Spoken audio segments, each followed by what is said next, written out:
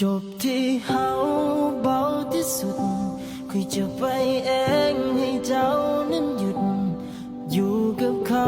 ความเหงาที่เหลือให้มันเป็นคอยเพียงคนเดียวที่จะเป็นคนหักมันและแบกไว้อยู่กับใจดวงเดียวที่แตกไปถึงหัวมันต้องเจ็บแต่ก็ต้องยอมเพียงได้เห็นเจ้ามีความสุขค่อยก็ดีใจถึงแม้จะจุก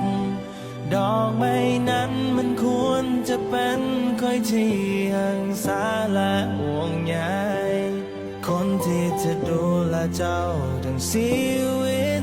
ต่อจากนี้คงบ่มันค่อยแล้วถ้าหากชาติหน้ามีจริงก็ขอให้เฮาทั้งสอง